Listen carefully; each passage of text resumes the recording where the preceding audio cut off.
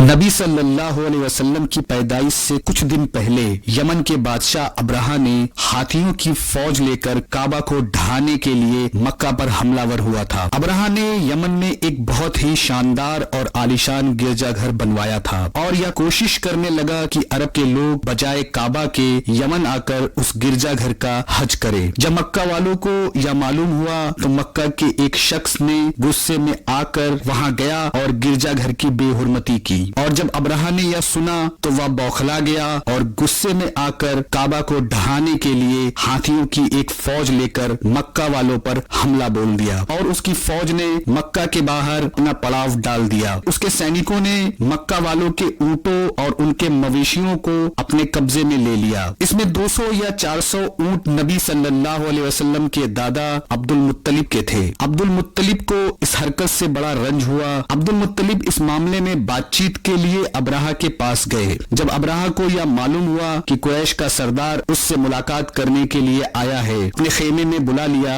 اور اپنے برابر میں بٹھا کر پوچھا، کہیے سردار قریش، یہاں آپ کے آنے کا کیا مقصد ہے؟ عبد المطلب نے جواب دیا کہ ہمارے اونٹ اور بکریوں کو آپ کے لشکر کے سپاہیوں اپنے قبضے میں کر لیا ہے، آپ ان مویشیوں کو ہمارے سپرد کر دیجئے۔ یہ سن کر ابرہہ نے کہا، اے عبد المطلب، میں تو یہ سمجھتا تھا کہ آپ بہت حوصلہ مند اور شاندار آدمی ہیں، مگر آپ نے مجھ سے اپنے اونٹوں کا سوال کر کے میری نظر میں اپنی عزت کم کر لی۔ اونٹ اور بکری کی حیثیت ہی کیا ہے؟ میں تو آپ کے کعبہ کو توڑ کر برباد کرنے کے لیے آیا ہوں، آپ نے اس کے بارے میں کوئی بات ہی نہیں کی۔ عبد المطلب نے فرمایا، مجھے تو اپنے اونٹوں سے مطلب ہے، وہ میری ملکیت میں ہیں اور کعبہ کسی کی ملکیت میں نہیں ہے، وہ اللہ کا گھر ہے، وہ خود اپنے گھر کو بچا لے گا، مجھے کعبہ کی ذرا بھی فکر نہیں۔ یہ سن کر ابرہہ اپنے گھمنڈی لہجے میں بولا کہ اے عبد المطلب، سن لو، میں کعبہ کو ڈھا کر اس کی اینٹ سے اینٹ بجا دوں گا اور اس زمین پر اس کا نام و نشان مٹا دوں گا، کیونکہ مکہ والوں نے میرے گرجا گھر کی بہت بے حرمتی کی ہے، اس لیے میں اس کا انتقام لینے کے لیے کعبہ کو برباد کر دینا ضروری سمجھتا ہوں۔ پھر عبد المطلب نے فرمایا، پھر آپ جانے اور اللہ جانے، میں آپ سے سفارش کرنے والا کون ہوتا ہوں۔ اس بات چیت کے بعد ابرہہ نے تمام اونٹ اور مویشیوں کو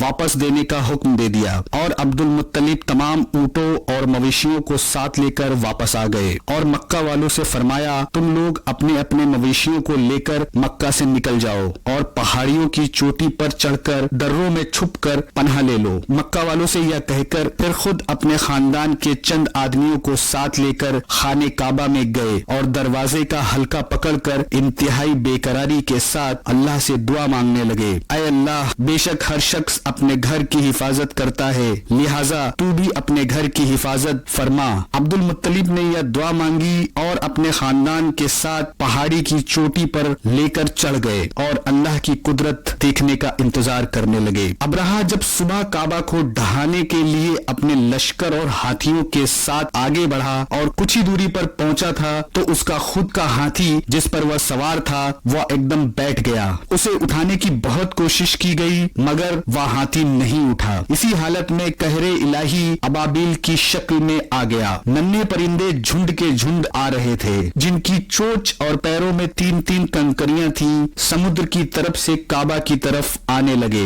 ابابیلوں نے ابرہہ کے لشکر پر زور شور سے کنکریاں پھینکنا شروع کر دیا۔ ابابیلوں کی کنکریاں اللہ کے قہر سے ایسی مار رہی تھیں کہ جب کوئی کنکری کسی ہاتھی سوار پر پڑتی تھی تو وہ آدمی کے بدن کو چھیتی ہوئی ہاتھی کے بدن سے پار ہو جاتی تھی۔ ابرہہ اور اس کے ہاتھیوں سمیت وہ اس طرح ہلاک و برباد ہو گیا، اس کے جسم کی بوٹیوں کے ٹکڑے ٹکڑے ہو کر زمین پر بکھر گئے۔ قرآن میں اللہ نے سورہ فیل میں اس واقعے کا ذکر کرتے ہوئے فرمایا ہے، اے رسول صلی اللہ علیہ وسلم، کیا آپ نے نہ دیکھا آپ کے رب نے اس ہاتھی والے کا کیا حال کر ڈالا اور ان پرندوں کی ٹکڑیاں بھیجیں تاکہ انہیں کنکر کے پتھر سے مارے تو انہیں چبائے ہوئے بھس جیسا بنا دیا۔ اللہ سبحانہ و تعالیٰ چاہتا تو اپنے گھر کی حفاظت کے لیے فرشتوں کو بھی بھیج سکتا تھا، لیکن اس نے ایسی ننھی چڑیا بھیجی جس سے ڈرنے کے بارے میں کوئی سوچ بھی نہیں سکتا تھا۔ ویڈیو پسند آیا ہو تو لائک اور شیئر کریں، چینل پر نئے ہیں تو سبسکرائب ضرور کریں۔